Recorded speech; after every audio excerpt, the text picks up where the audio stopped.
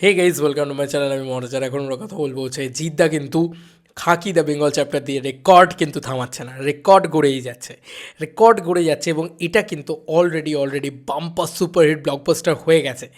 এবং এটা বিহার চ্যাপ্টারের রেকর্ড ভেঙে দিয়েছে ভিউজ লেভেলে। এবং গোটা বিশ্বে এই সিরিজটাকে নিয়ে আলোচনা হচ্ছে। নেটফ্লিক্সের লাস্ট কোন সিরিজ, যেটা গোটা পৃথিবীতে, ইন্ডিয়ান কোন সিরিজ লাস্ট গোটা পৃথিবীতে আলোচনা হয়েছে, এটা তুমি দেখাতে পারবে না এরকম সিরিজ। কিন্তু সবথেকে বেশি ভিউয়ারশিপ জেনারেট করা সিরিজ যদি হয়, সেটা খাকি দ্য বেঙ্গল চ্যাপ্টার। জিদ্দা সেটা করে দেখিয়েছে, মুম্বাদা সেটা করে দেখিয়েছে। এবং আজকে তুমি বলো তো, এই যে একটা মেজরিটি, যে যারা বলে, একটা লোক বলে না যে জিদ্দার সিনেমা তারা ওটিটিতে, মানে সরি, হলে গিয়ে টিকিট কেটে দেখে না। বলি, হলে একটা টিকিটের দাম 50 টাকাও অনেক জায়গায়, ঠিক আছে। কিন্তু খাকি দ্য বেঙ্গল চ্যাপ্টার দেখতে গেলে তোমাকে মিনিমাম 200 টাকা দিতে হবে, 150 না 200 টাকা দিতে হবে। তো এরকম একটা পরিস্থিতিতে জিতিয়ান্সরা যে সত্যিই টিকিট কেটে, মানে রীতিমতো পয়সা দিয়ে সিরিজটা দেখছে, এটা তার প্রমাণ। কারণ প্রচুর ভিউয়ারশিপ জেনারেট করতে পেরেছে এই কাজটা। এবং প্রচুর, শুধু ভিউয়ারশিপ মানে কি, প্রচুর পরিমাণে সাবস্ক্রিপশন অ্যাড করতে পেরেছে নেটফ্লিক্সের কাছে এই কাজটা। তো নেটফ্লিক্স, মানে আমি শিওর যে নেটফ্লিক্স পরবর্তীতে জিদ্দাকে নিয়ে আবারও কাজ করবে, এটা নিয়ে কোনো সন্দেহ নেই। এবং জিদ্দার যে পপুলারিটিটা তৈরি হলো এই নেটফ্লিক্সে এই কাজটা আসার পরে, যদি চেঙ্গিজ আসতো এখন বক্স অফিসে এবং ওই সেম প্রমোশনটা হতো, ওই সেম জিনিসটা হতো এবং নীরজ পান্ডের রাইটিং থাকতো, আমি শিওর বলতে পারি চেঙ্গিজের 2 কোটি না, মানে 2 কোটি তো মানে ওখানে মাল্টিপ্লেক্স বলছি, sorry, all total collection pan India থেকে 2 কোটি ছিল, 2 কোটি 2.5 কোটি এরকম একটা কালেকশন ছিল, যেটা ভারিসু বা থুনিভু এই ধরনের কালেকশনকেও বিট করে বেরিয়ে যায়, ঠিক আছে। মানে থালাপতি বিজয়ের হিন্দি কালেকশনের থেকে বেটার কালেকশন জিদ্দার ছিল ওখানে। যাই হোক, সেটা মারাঠা মন্দির হাউসফুল যাওয়া হোক, বা সেখানে গুজরাট, তারপরে তোমার রাজস্থান, তারপরে তোমার পাঞ্জাব, তারপরে মুম্বাই তো আছে, দিল্লি আছে, ব্যাঙ্গালোর আছে, ঠিক আছে। এই সমস্ত জায়গায় হাউসফুল গেছিলো যে চেঙ্গিজ। তো সেই কারণে আমি বলছি হায়দ্রাবাদ। তো এরকম একটা পরিস্থিতিতে আমি এই কথাটা বলতে বাধ্য হচ্ছি, যদি আজকে যদি আসতো না চেঙ্গিজ, তাহলে আজকে মিনিমাম মিনিমাম 10-12 কোটি টাকার একটা ব্যবসা করতো, শুধু প্যান ইন্ডিয়া থেকে, শুধু প্যান ইন্ডিয়া থেকে। ওয়েট ফর ইট, দেখতে পাবে তোমরা। এবার জিদ্দাকে রিকোয়েস্ট যে এবার একটা চেঙ্গিজের মতন কাজ করুক জিদ্দা, এবং সেটা ওই প্যান ইন্ডিয়াতে নিয়ে যাক, এবং সেটা হিন্দির কোনো বড় যে রাইটার টিম আছে না, তাদের টিম দিয়ে করানো হোক, এবং হিন্দি থেকে পপুলার কাউকে নেওয়া হোক।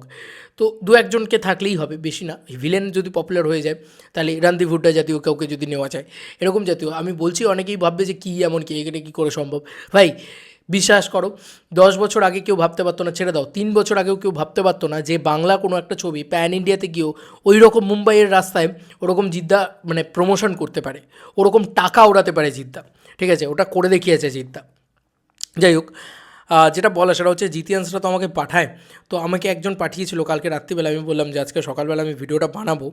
তো বিষয়টা হচ্ছে এই হচ্ছে তার বিষয়। Exclusive Khakee the Bengal chapter starrer Prosenjit Chatterjee and Jeet on Bengali cinema's legacy and regional storytelling. Because of its completing story and superb acting, Netflix Khaki the Bengal chapter has become a global hit তকমা পেয়েছে। বন্ধুরা, গ্লোবাল হিট তখনই হয় যখন গোটা পৃথিবী জুড়ে এটাকে নিয়ে একটা আলাদা আলোচনা, আলাদা উৎসব চলে। তো এখন দাঁড়িয়ে জিদ্দা যদি আবারও একটা নেটফ্লিক্সে কোনো কাজ করে, হয়তো ইন ফিউচার করবে ওই জিদ্দা, এবং জিদ্দার এখন মেন টার্গেট হওয়া উচিত প্যান ইন্ডিয়া।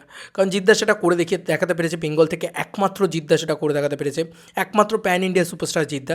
তো যে কারণে প্যান ইন্ডিয়াতে যখন টার্গেট হবে না এরপরে, মানে আমার মনে হয় যে সেখানে যদি আবার ওই চেঙ্গিজের মতন প্রমোশন ইত্যাদি করে আবার যদি রিলিজ করা যায়, তাহলে এবার কিন্তু আরও মারাত্মক রেসপন্স পাওয়া যাবে, আগেরবারের তুলনায় 4 গুণ বেশি পাওয়া যাবে। কারণ অলরেডি প্রচুর মানুষ কিন্তু এই মানুষ দুটোকে দেখেছে, মানে জিদ্দা এবং বুম্বাদাকে।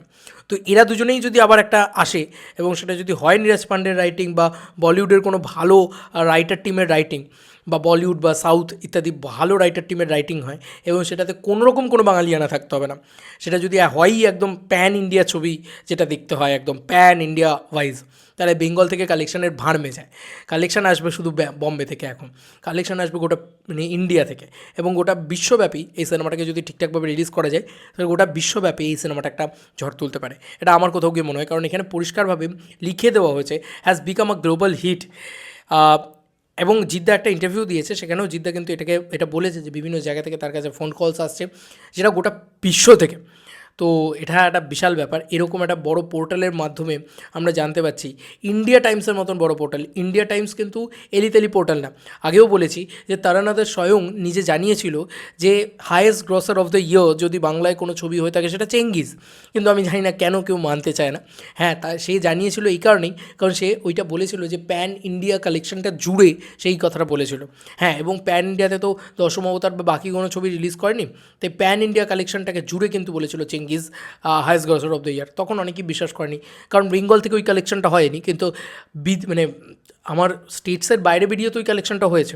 জিদ্দা তো করে দেখাতে পেরেছে, এবং এটাকে আমি স্যালুট করি অলওয়েজ, কারণ জিদ্দা মানে প্যান ইন্ডিয়াতে না একটা সাড়া ফেলতে পারছে।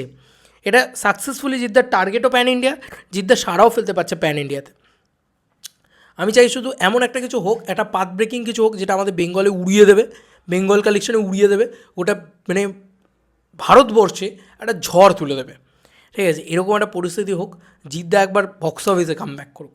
আমি তো কালকেও এটাই চাইছিলাম, মানে কাল থেকে এই কথাটা বলে যাচ্ছি যে জিদ্দার এবার মানে বক্স অফিসের ছবি আসা দরকার। হ্যাঁ, খাকি দ্য বেঙ্গল চ্যাপ্টার রেকর্ডের পর রেকর্ড গড়ে যাচ্ছে, আরও হয়তো করবে, কিন্তু আমি চাই জিদ্দা এবার বক্স অফিসে একটা ছবি নিয়ে আসুক যেটা মানে উড়িয়ে দেবে সব কিছু, যেটা দেখে লোকে বলবে যে হ্যাঁ ভাই, এই তো বস ইজ ব্যাক। তোমাদের আর কি মতামত এই ভিডিওটাকে নিয়ে জানিও কমেন্ট সেকশনে। চলো বন্ধুরা, নতুন কোনো ভিডিওতে দেখা হবে, বাই।